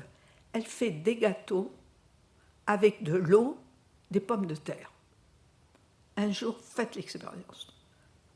Vous savez ce que c'est que des rostis, vous savez, ces pommes de terre que l'on gratte et tout ça. Mais si vous les faites vous-même, vous prenez la pulpe, que vous faites la rostie, il y a de l'eau. Laissez évaporer l'eau pendant 3 jours. Qu'est-ce que vous allez retrouver? De la fécule de pommes de terre. Et ça équivaut à de la farine. Et avec ça, vous faites des gâteaux légers. Et on disait, l'Alsacienne, non seulement, elle nous fait des rostis, des pommes de terre rôties, et avec l'eau, elle nous fait des gâteaux. Voilà comment était ma mère. Donc, sauf les derniers mois, donc la Jeanne a dû être dénoncée. Elle a retrouvé ma mère dans les fermes. Et Vendôme, je vous dis, c'est le plus beau pays du monde. C'est la plus belle ville pour moi qu'il puisse y avoir. Non seulement c'est joli, parce que c'est pas pour rien que les rois de France ont construit leurs châteaux sur les châteaux de la Loire. Et Vendôme, c'est le Loire qui passe tout autour. Vous avez le Loire qui passe. En plus, c'est vallonné. Et ces vallonnages qu'il y a, ce sont des tunnels, des champignonnières. Les champignons de Paris que vous mangez, pas ceux qui sont importés de l'étranger ou de Pologne, mais ceux qui viennent vraiment de Paris, viennent de Vendôme. Il y avait des kilomètres de champignonnières, des tunnels entiers. On s'est caché pendant 6 mois dans ces champignonnières. Ma mère sortait la nuit dans les fermes qu'elle connaissait, puisqu'elle avait travaillé dans des fermes, pour ramener à manger. Elle a rapporté de la paille qu'elle a mis dans des sacs, et on a attendu la fin de la guerre jusqu'au jour où on a entendu les cloches. Et je dis à ma mère, « Ah, il doit y avoir un mariage. » Elle dit, « Non, ça, c'est pas un mariage, c'est la fin de la guerre, parce que les cloches sonnaient différemment. » Et voilà comment j'ai vécu la fin de la guerre. Bon, si vous avez des questions, je vais répondre à vos questions, si vous n'êtes pas trop pressé. Moi, je ne suis pas pressé. Hein. Vous êtes bien installés, on est bien. Voilà. Puis, c'est pas l'heure. Vous savez, des fois, j'ai des élèves qui arrivent, je fais un témoignage vers 11h midi, ils sont en hypoglycémie, ils ont faim, ils sont fatigués. Là, vous avez l'air en forme encore, c'est bon. Si vous avez des questions, je vais répondre à vos questions. Merci pour votre témoignage. Pour les questions, donc, il faudra parler dans le micro, parce que le son est enregistré, donc n'hésitez pas à vous lever la main. Je peux passer le micro. Alors, tout d'abord, merci pour ce témoignage extrêmement poignant. Moi, je vais commencer par une petite question. J'aurais aimé savoir comment vous avez réussi à maintenir l'espoir et à surmonter le choc pendant toutes ces épreuves. Je pense que c'est grâce d'abord à la famille chez qui j'étais, à l'initiative de ma mère, au courage de ma mère, qui a tout fait jusqu'à la fin de la guerre. mes années les plus difficiles ont été pour moi après la guerre. Le plus dur a été les années d'après-guerre. Et jusqu'à présent, là je suis en train de terminer un livre que les éditions Hugo Hachette m'ont demandé, qui va sortir au mois de mai, et qui m'empêche de dormir des nuits entières, parce que je veux qu'ils soient vraiment très authentiques. Et jusqu'à présent, je culpabilise. Je n'ai pas eu d'aide psychiatrique ni psychologique. On n'a pas eu d'aide. Parce que, pour plusieurs raisons.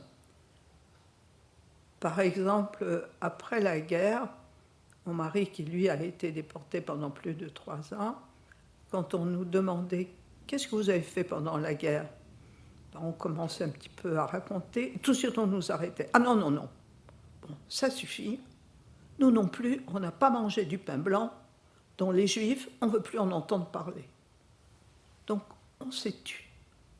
On n'a pas parlé. Donc, ça a été très difficile. Donc, je vous dis, jusqu'à présent, si je culpabilise, ce n'est pas de ce qui s'est passé. Si je culpabilise, c'est parce que dans l'immeuble où j'habitais, dans la rue où j'habitais, que tous ceux qui ont été raflés à la rafle du Vélodrome d'hiver, personne n'est revenu. Pourquoi moi? Pourquoi je suis là? Qu'est-ce que je fais là? Je culpabilise encore. C'est très difficile. Je ne sais pas pourquoi je suis là. C'est mes petits-enfants qui me donnent le courage. Et puis, ce que j'ai accroché ici, vous voyez, j'ai des bandeaux. Vous voyez, tout ça, ce sont des noms de mes arrière-petits-enfants qui sauvent une vie, sauvent l'humanité. Le premier arrière-petit-fils qui est né, c'est Raphaël. Je me souviens, j'ai pleuré. Il y avait mon mari, je pleurais comme elle. Elle me dit, mais pourquoi tu es tellement contente? Je lui dis, mais c'est la plus belle revanche face à Hitler. Mais ça ne m'empêche pas de culpabiliser quand même. Je ne sais pas, je ne m'en sors pas. Parce que je pense à Régine, je pense à Lazare, je pense à Serge, je pense à tous mes amis. Pourquoi moi je suis là? Qu'est-ce que j'ai fait? Pourquoi? C'est vrai que maman a tout fait, mais pourquoi moi? Qui suis-je? Rien. Rien du tout. Je vous assure, là, j'ai eu une grosse émotion là, il y a le 27 janvier. Le 27 janvier, il se trouve que c'est la libération des camps d'Auschwitz. Ça faisait 79 ans. Comme je suis la vice-présidente de l'Union des déportés d'Auschwitz, on m'a dit tu vas aller à l'Arc de Triomphe et tu vas remettre la gerbe. Et j'avais mes petits-enfants qui étaient là, qui filmaient. Puis il me dit, mamie, tu marchais, tu portais la gerbe et tu pleurais. Oui, parce que je pense aux autres qui ne sont pas là. Et mais la grande fierté, puis je peux vous dire, c'est lourd, c'est de ranimer la flamme. Elle est très lourde, cette épée. Vous savez que quand il faut ranimer la flamme, on vous donne l'épée, il faut la mettre dans le trou. Il y avait un monsieur qui me disait, c'est très, très, très lourd. Et puis, après signer ce livre d'or, je me suis dit, moi, mais qu'est-ce que je fais là? Je signe ce livre d'or, et qui je suis? Petite fille juive? Rien du tout. Macron l'a signé, Sarkozy l'a signé, les hommes d'État l'a signé, moi aussi, je suis rien. J'ai du mal pour ça. Ça répond à votre question? C'est difficile, c'est pas. On s'en sort pas comme ça. Moi, vous m'épatez avec ce que vous dites. Et nous, aujourd'hui, notre projet, c'est vraiment de justement faire perdurer ce devoir de mémoire. Et ce que vous dites par rapport à vos petits-enfants, justement, de c'est la meilleure vengeance envers Hitler. Comment nous, justement, vous pensez qu'on pourrait faire perdurer justement cette mémoire, ce ressenti que vous nous transmettez, là, même aujourd'hui? Comment nous, on pourrait le donner? Mais qu'est-ce que vous croyez? Je suis là pour mon histoire. Moi, je connais, mon histoire, elle est derrière. Si je suis là, j'ai besoin de vous. C'est pas vous qui avez besoin de moi, c'est moi qui ai besoin de vous. Je compte sur vous. J'ai besoin de vous. J'ai besoin de vous plus tard. Pourquoi plus tard? Parce que vous serez face à une presse qui vous dira du n'importe quoi. Sachez trouver la vérité. Vous allez vous trouver à des gens. Sachez agir, comme je dis, la France que j'aime, ces petites gens. Sachez être surtout vigilant face à deux choses, aux révisionnistes et aux négationnistes. Ça existe. Réviser l'histoire, la falsifier l'histoire et dire que ça n'a pas existé, je compte sur vous pour dire mais si, moi je les ai entendus parler. Et puis ceux qui rêvent, alors les négationnistes, eux, alors c'est complètement, ça n'a pas existé, Auschwitz n'a pas existé, on n'a brûlé que des poux, on n'y a pas brûlé de juifs du tout. Mon père, j'ai son acte de décès qu'il est passé à la chambre à gaz. J'ai son acte de décès. Donc j'ai besoin de vous. Ce n'est pas vous qui avez besoin, c'est moi qui ai besoin de vous. Parce que vous êtes la génération qui, justement, allez faire la vérité. C'est vous, les futurs médias, de la transmission de ce que nous, on a vécu, pour qu'il n'y ait plus jamais ça. Vous savez, c'est facile de dire du plus jamais ça. C'est pas vrai. Il y aura, et il y en a, et ça existe encore. Donc soyez vigilants. Ça existe jusqu'à présent. Les Tutsis, ça existe. Moi, j'ai témoigné une fois avec un Tutsi tout jeune, il avait une vingtaine d'années. Il n'a pas compris. On a assassiné sa famille, des cousins à lui. Ils étaient de la même famille, mais pas de la même religion. Les uns étaient anglophobes et pas les autres. Mais c'est quoi ça? On est tous pareils. Vous êtes tous pareils. Vous êtes tous des Européens. Et il faut avouer que grâce à l'Europe, depuis que l'Europe existe, eh bien, les guerres fratricides frontalières n'existent plus, parce que la France a toujours été en guerre, que ce soit avec l'Angleterre, que ce soit avec l'Allemagne, l'Autriche, bon, il y a toujours eu.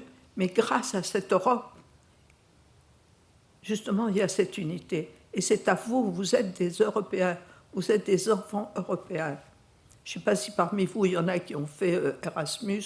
Moi, j'ai un de mes petits-fils qui a fait ça, Erasmus, mais c'est un Européen. Il parle aussi l'anglais, que il parle toutes les langues. Puis c'est tout, c'est l'Europe.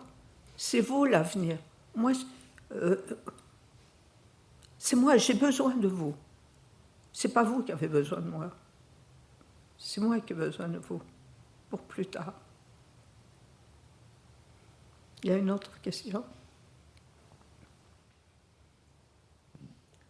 Vous nous avez dit tout à l'heure que quand vous vouliez raconter en fait votre histoire, souvent on vous empêchait de continuer. À partir de quand est-ce que vous avez pu enfin raconter vraiment ce qui vous était arrivé? C'est une excellente question. Qui est-ce qui a fait que l'on a commencé à parler? Puisqu'on ne voulait pas nous écouter, c'est exactement ce que j'ai dit tout à l'heure.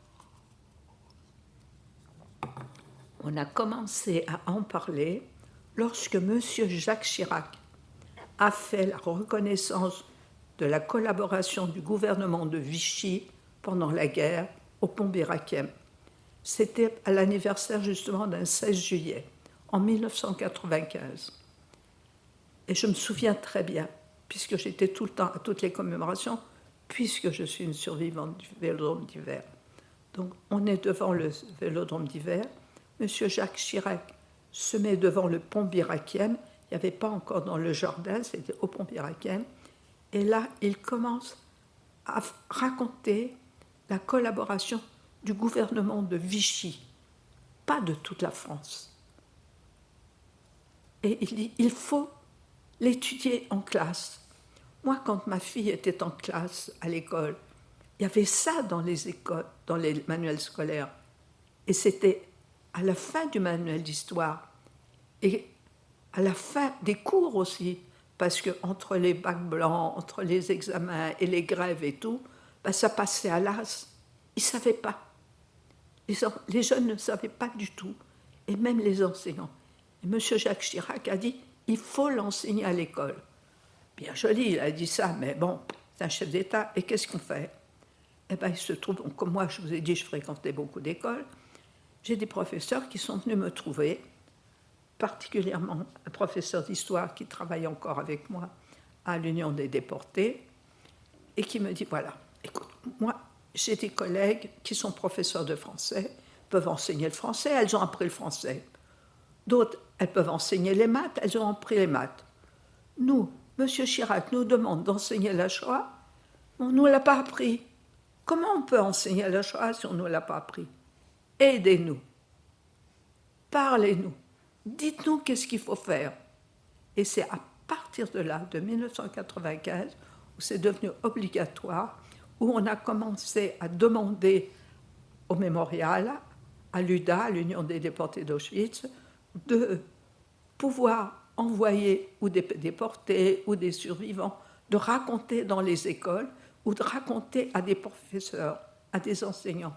Et nous, on s'est beaucoup investi avec mon mari lorsqu'on a fait le premier livre, et ça sera pareil avec le deuxième. Moi, les dividendes, je ne veux pas que ça me rapporte de l'argent, c'est uniquement pour la mémoire. Donc, on avait créé une association, mon mari et moi, qui s'appelait Mémoire et Vigilance des lycéens. Et tout ce que l'on vendait de livres, ça servait pour cette association. Mais à quoi servait cette association? Ben, les professeurs, ils ont dit, bon, c'est bien, vous nous racontez, mais il faudrait peut-être qu'on y aille. Et si on va là-bas? Mais ça coûtait cher. Ça coûte cher, un voyage. Même d'une journée, on partait à 6 heures du matin, on rentrait à minuit, il fallait affréter un avion. Alors on avait décidé avec mon mari, le bénéfice de ce livre servira pour emmener des élèves sur les camps de mémoire à Auschwitz, à Birkenau, à Majdanek, et tout ça. Et c'est ce qu'on a fait. On a fait plus de 15 voyages avec des écoles, avec l'école de journalisme de Paris, celle de Lille, avec des écoles secondaires. Mais j'ai refusé toujours d'emmener des élèves en dessous de 15 ans. Je ne suis pas là pour les traumatiser, je ne suis pas là pour les empêcher de dormir, on est là pour leur raconter la vérité, pour qu'ils soient justement des passeurs de vérité, de mémoire comme vous. Donc là, même le prochain qui va venir, ils m'ont fait signer des tas de contrats. Pendant 5 ans, s'il y a des droits de tout ça, je dis, moi, dans 5 ans, je ne sais pas si je vais vivre. Hein. Alors j'ai passé le relais, c'est mon petit-fils, l'aîné de petits-enfants, qui passera le relais. Et on va continuer, justement. Cet argent du livre ne servira que pour le travail de mémoire, pour les élèves. Parce que quand on organisait des voyages, ça coûtait beaucoup d'argent. Alors il y avait un certain prix. Certains parents pouvaient payer. Et puis il y avait des professeurs qui venaient me trouver et qui me disaient, écoutez, Mme Tessier, j'en ai 2, 3 qui sont intéressés, mais les parents n'ont pas les moyens. Pas de problème. Moi, je paye. Et voilà ce qu'on a fait. Et qu'on continuera à faire, enfin que je continuerai tant que je pourrai. Puis sinon, mes petits-enfants prendront la relève. Puis après, les arrières. J'espère. Puis sinon, c'est vous. J'ai besoin de vous.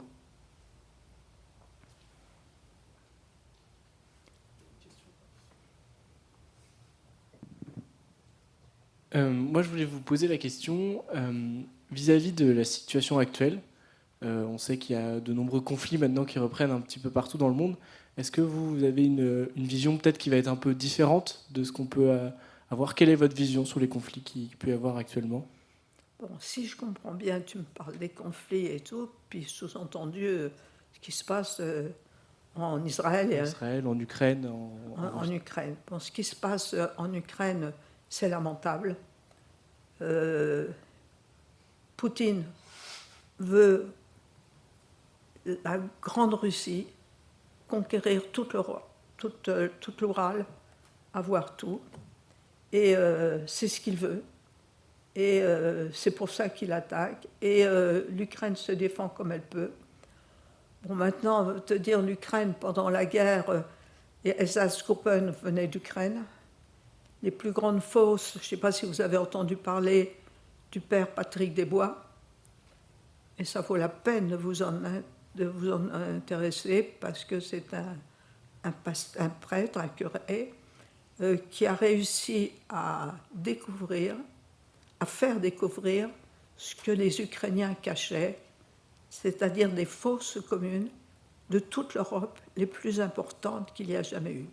Les massacres qu'il y a eu dans toutes ces villes d'Ukraine sur les Juifs.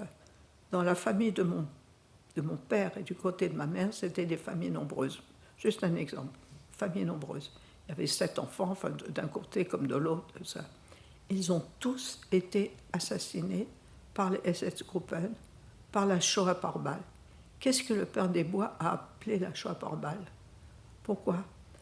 Parce que les balles coûtaient cher, les mamans devaient prendre un enfant dans les bras, et une balle devait tuer les deux, sinon on les jetait dans les fosses communes. Et le père Desbois, et quand les Juifs, après la guerre, savaient, puisqu'on savait qu'il y avait des familles, des villages entiers de Juifs, on a essayé de retrouver, les Ukrainiens disaient non, non, non, il n'y avait pas, il n'y avait pas. Mais comme ils sont très catholiques, et que le père Desbois est arrivé en recherchant, en disant il y a des fosses communes, et il y a des fosses communes, et il y a des grands-mères qui ont dit ah oui, oui, il y a des fosses communes, et vous savez où il y a des fosses communes, il y a même de l'or, on arrive à trouver de l'or. Pourquoi ils trouvaient de l'or? Parce que ces Juifs que l'on déshabillait, que l'on tuait avec une balle, lorsqu'ils avaient un médaillon ou quelque chose, ou une bague, ils l'avalaient. Et avec la décomposition des corps, l'or remonte. Et les Ukrainiens vont chercher l'or de ces fosses communes.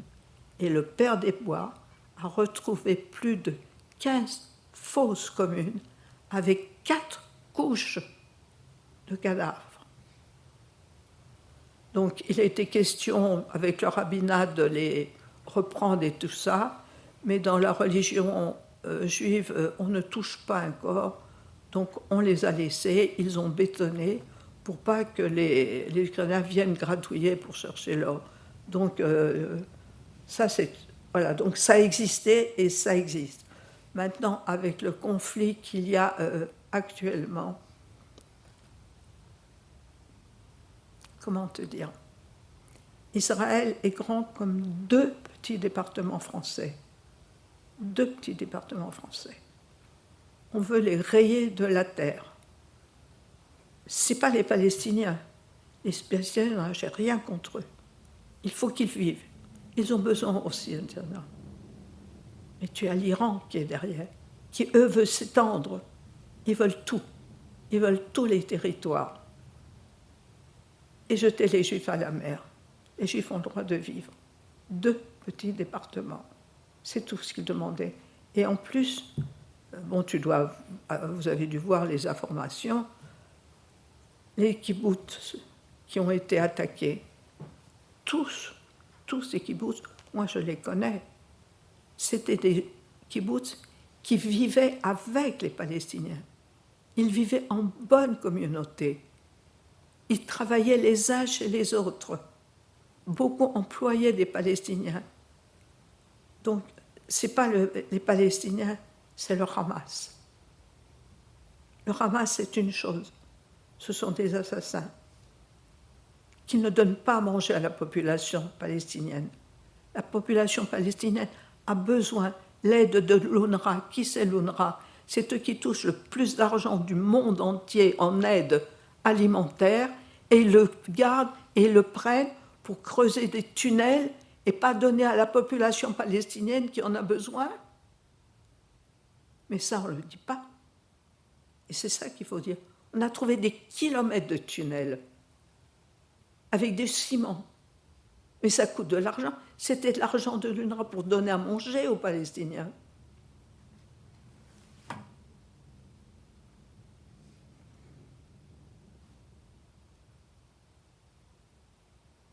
Il y en aura.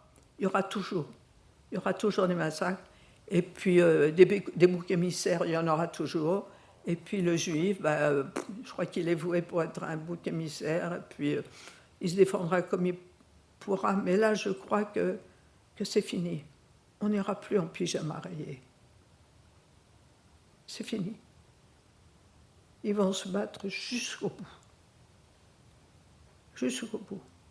Il faut éliminer ces assassins du Hamas qui ne donnent pas ce qu'il faut à la population palestinienne.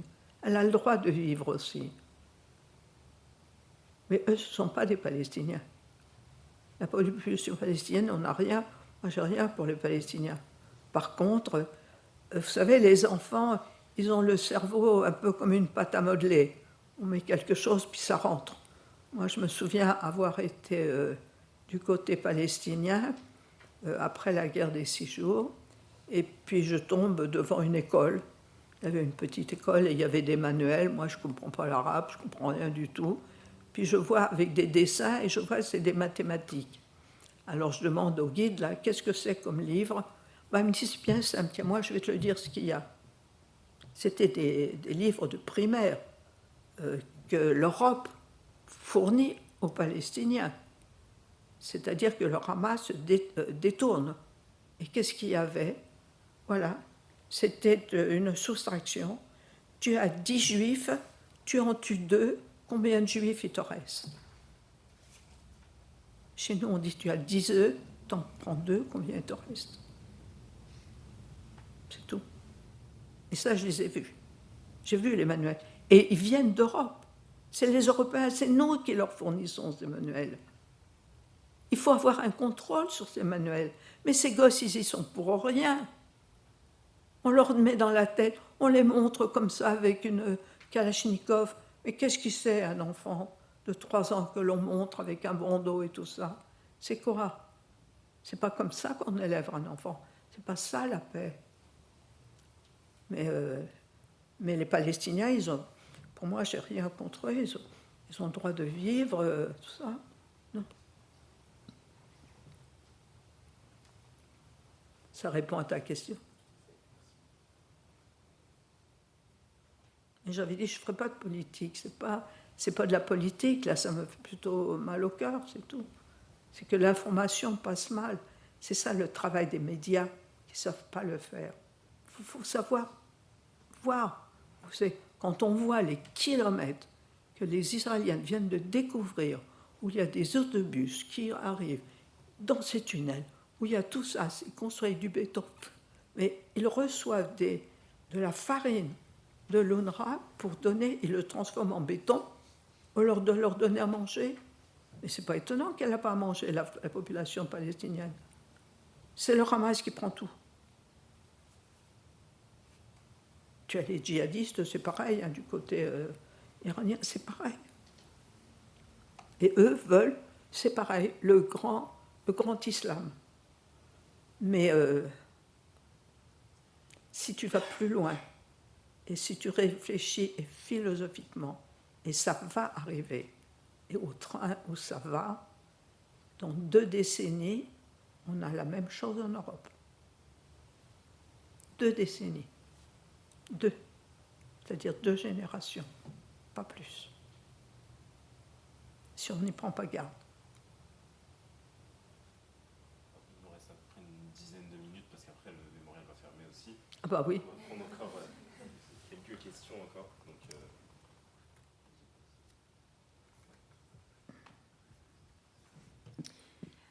Est-ce que vous auriez un message à faire passer à travers notre projet, vu que notre mission c'est de sensibiliser un maximum de personnes? Est-ce que vous avez un message, vous, à faire passer?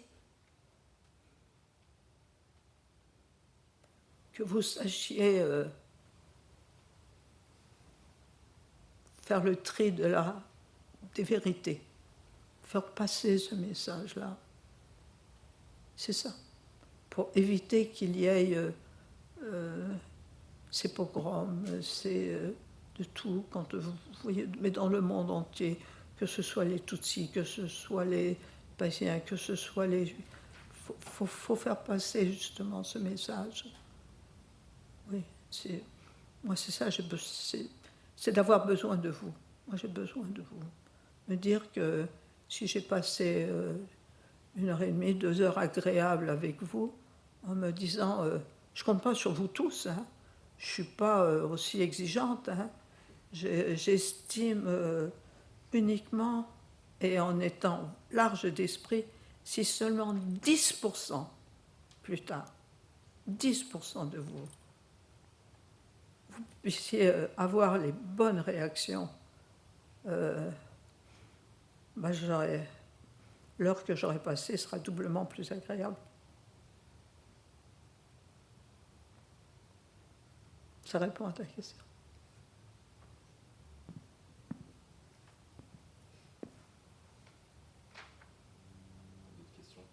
On les lâche. Eh bien, bon retour.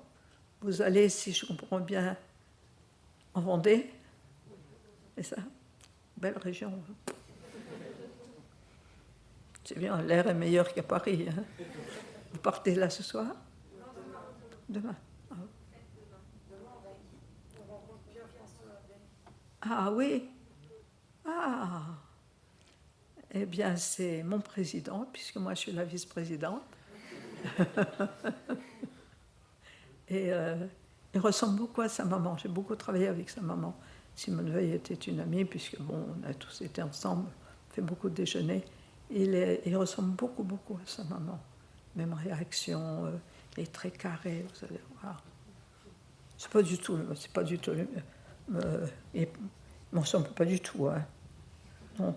Il y en a un qui me ressemblerait le plus, peut-être, et qui lui est au-dessus, puisque lui, il est le président, mais qui chapeaute tout, c'est Monsieur de Rothschild.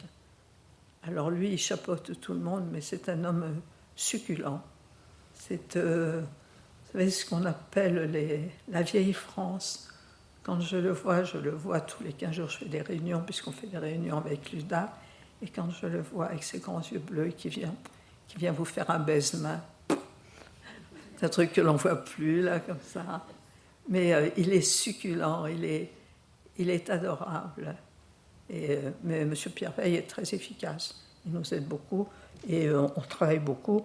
On est en train de préparer pour l'année prochaine, puisque l'année prochaine, ça va être les 80 ans de la libération du camp d'Auschwitz.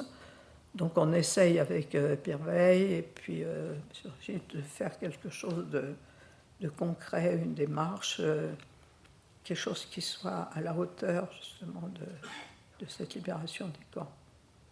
Donc ça me donne beaucoup de travail, mais bon, il faut le faire. Je pense qu'il faut le faire. Tant que j'aurai la santé, je ne sais pas jusqu'à quand, hein, parce que vu le grand âge, ça on peut rien y faire. Hein. Parce que moi, de tête, j'ai pas l'âge de mes artères, hein, du tout. Moi, mon corps, il ne fait pas du tout ce que ma tête veut. Il fait du grand n'importe quoi. Bah oui, attendez, il fait n'importe quoi. Le cœur, il m'a lâché, il a fallu lui mettre un pacemaker pour qu'il repart. Il est complètement fou, il fait du n'importe quoi. On lui a mis des stents. La colonne vertébrale, c'est pareil. Ils ont trouvé maintenant, formidable, ils me l'ont cimenté. Voilà. Enfin bon, je ne marche quand même pas très bien. Mais ça ne fait rien. C'est moi qui décide. Bon, jusqu'au jour où bon, je ne pourrai plus. Mais pour l'instant, ça va. Tant que je vous vois, c'est important.